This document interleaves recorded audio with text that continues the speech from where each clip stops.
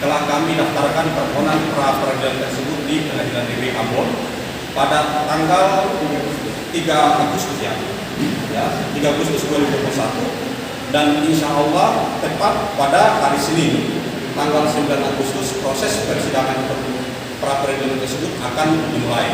Adapun permohonan pra peradilan yang kami mohonkan kepada Pengadilan Negeri untuk menguji proses hukum yang telah dilakukan oleh rekan-rekan penyidik ataupun di reserse bagian Polres Kota Ambon dan Pulau WAC.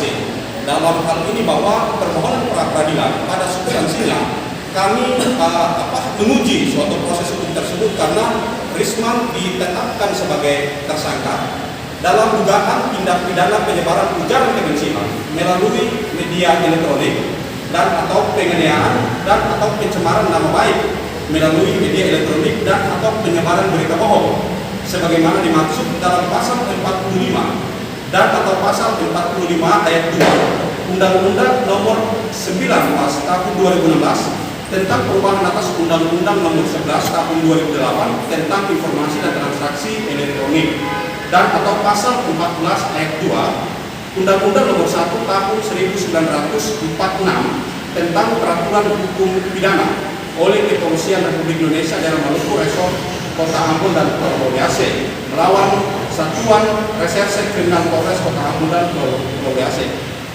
Harapannya bahwa permohonan pra peradilan ini merupakan suatu upaya hukum yang ditempuh oleh kuasa hukum dan para legal Risman Sulisa berkaitan dengan proses penangkapan tersebut sebagaimana ditegaskan dalam pasal 1 angka 10 KUHP dan atau pasal 77 KUHP hukum acara pidana kita telah mengatur secara tegas bahwa permohonan pra peradilan dapat diajukan oleh tersangka dan atau keluarga tersangka melalui kuasa hukum tersangka atas penetapan sah atau tidaknya penangkapan, penahanan, penghentian penyidikan dan atau penghentian penuntutan. Sehingga kami dari tim penasihat hukum Risman menilai bahwa ketika dalam proses penangkapan tersebut kami menangkap tidak sesuai dengan prosedur, wajib hukumnya untuk kami mengajukan permohonan pra peradilan. Bahkan perlu kami tegaskan dan kami sampaikan juga kepada teman-teman wartawan, sebagaimana tersirat dan secara tegas diatur dalam pasal 72 KUHP, bahwa berkaitan dengan berita acara pemeriksaan terhadap tersangka, tersangka mempunyai hak untuk mendapatkan salinan BAP tersebut dan sampai sekarang saya sudah mengajukan permohonan kepada pihak penyidik dalam hal ini reserse untuk kiranya memberikan salinan BAP tersebut kepada kami agar mempermudah penasihat hukum dalam melakukan pembelaan terhadap tersangka. Namun sampai sekarang hak Risman sebagaimana tersirat dalam pasal 72 tersebut kami merasa bahwa tidak dijalankan dengan baik, sehingga permohonan pra peradilan merupakan bentuk koreksi terhadap prosedur hukum yang dilakukan oleh pihak yang berwajib. Dengan demikian bahwa ini pun menjadi bahan pelajaran biar ke depannya hal-hal seperti begini agar jangan dapat terjadi lagi. Dalam konferensi pers ini kami tidak membicarakan tentang substansi penangkapan Risman baik melalui postingan-postingan melalui media sosial, tetapi yang kami persoalkan pertama mengenai persoalan prosedur hukum, karena kami berpikir bahwa berkaitan dengan substansi dalam proses penangkapan untuk menentukan bahwa Risman tersangka berkaitan dengan dua alat bukti cukup yang dimaksud atau menurut versi dari pihak kepolisian itu nanti di perkara pokok pada saat jaksa mengajukan permohonan dakwaan tersebut ke pengadilan. Oleh sebabnya itu bahwa kami dari tim penasehat hukum dan para legal lembaga bantuan hukum Pemuda Muhammadiyah tetap akan melakukan hal apapun yang demi baik dan berguna untuk kepentingan hukum klien kami. Dan itu kami sampaikan kepada rekan-rekan wartawan, kiranya hal ini menjadi pelajaran buat kita semua.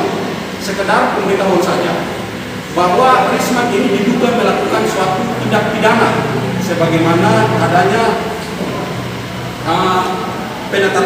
penetapan pemohon sebagai tersangka nomor S.99-99-Romawi 7-Romawi 7 tanggal 24 Juli 2021. Penetapan Risman sebagai tersangka mulai dari proses penangkapan sampai penetapan tersangka, penahanan dan lain sebagainya, kami menilai bahwa dalam proses itu ada hak-hak tersangka yang memang harus kami persoalkan di situ. Ada beberapa poin penting yang kami persoalkan, di mana poin-poin penting itu merupakan hak tersangka dan sebagaimana diatur bahwa kuasa hukum mempunyai peranan untuk mempertanyakan klien kami. Ya, mungkin itu yang dapat kami sampaikan. Kurang dan lebihnya saya mengucapkan billahi wa sabilillah wassalamualaikum warahmatullahi wabarakatuh. Mungkin ada pertanyaan, silakan. Bang, saya tanya Bang, ini menyangkut dengan Ya, memang ini menarik sekali ya. Ketika di dalam saya hanya sekedar umum saja, bahwa dari situ katanya sih ini laporan yang dilaporkan oleh pihak luar, dari luar. Yang dimaksud dari itu disebut laporan yang berbentuk model B. Nah, sementara laporan yang dihasilkan atau laporan yang dibuat sendiri oleh internal kepolisian, maka itu laporan yang disebut dengan bentuk model A. Sementara dari proses pendampingan hukum yang kami lakukan, informasi katanya laporan tersebut katanya dilaporkan oleh pihak luar instansi tertentu. Setelah kami menelusuri tentang laporan polisi yang dimaksud, ternyata laporan polisi tersebut berbentuk model A. Berarti laporan yang memang berasal dari internal sendiri, bukan dari luar. Itu kalau dari perspektif kita memahami segi hukum tentang nomor laporan polisi tersebut. Ya, itu saya kira seperti itu. Berarti ada LBH pemuda-pemudi dalam ketik ada sebuah pengaturan begitu untuk penetapan sebagai tersangka dalam tanda petik. Jadi memang Risman ini jadi jelasnya Risman dilaporkan oleh pihak kepolisian sendiri atas dugaan tindak pidana pelanggaran luar negeri. Jadi memang awal itu kan sempat beredar informasi bahwa Risman ini dilapor oleh pihak Satpol PP. Ada beberapa media yang sempat mengutip, namun ternyata setelah kami periksa laporan polisinya itu ternyata berkode A, itu laporan polisinya dari dalam internal pihak kepolisian sendiri. Jadi laporan polisinya tanggal 21 Juli, kemudian surat perintah penyidikannya tanggal 21 Juli juga, kemudian surat perintah SPDP-nya itu keluar tanggal 23 Juli, kemudian surat perintah penetapan tersangkanya itu tanggal 24 Juli, dan di tanggal 25 Juli surat perintah penangkapan itu dikeluarkan dan proses penangkapan itu dilaksanakan. Ditambah lagi dengan tanggal 26 itu ada surat perintah penahanan. Jadi bayangkan dalam rentetan waktu kurang lebih 5 hari itu polisi terkesan sangat cepat ya, mempercepat ini Risman dibanding kalau kita bandingkan dengan proses penanganan hukum yang lain pelanggaran itu justru tidak seperti ini ya. Mungkin kiranya itu terkait dengan pertanyaan Abang Sam tadi bahwa soal mediasi, memang upaya mediasi itu sudah dilakukan oleh rekan-rekan.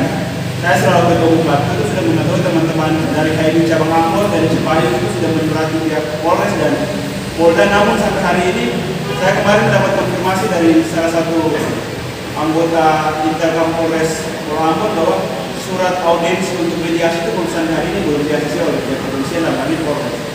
Kita juga kemarin mendapatkan keterangan dari Polda Maluku dan kali ini kami tugas bahwa Risman ini akan diproses sampai ke pengadilan.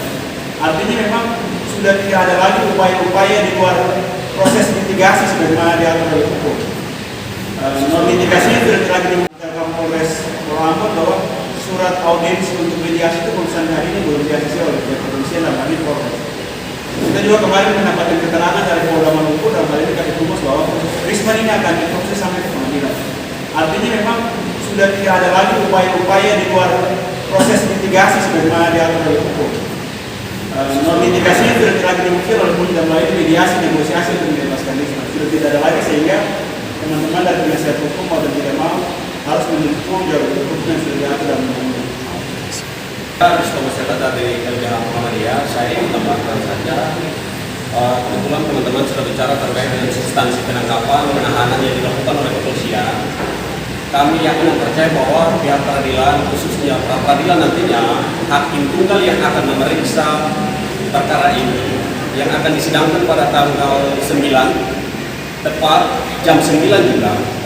Kami sangat berharap hakim yang akan memeriksa itu bersifat independen dan imparsial, karena memang ini jalur satu-satunya yang kami upayakan untuk saudara Risman. Nah, di sisi lain juga kami kejar peradilan ini secepat mungkin, karena mengingat apabila pokok perkara sudah masuk pada sidang nantinya peradilan kami akan tunggu. Olehnya itu kami sangat berharap khususnya kepada jaksa juga agar delik itu berkas-berkas yang dilimpahkan dari pihak penyidik kepada kejaksaan, karena dari aspek materialnya juga tidak memenuhi beberapa unsur yang ada. Olehnya itu kami sangat berharap jaksa juga teliti di situ dan bersifat independen, tidak ada tekanan dari pihak manapun. Kami sangat berharap seperti itu. Artinya berarti LBH meyakini bahwa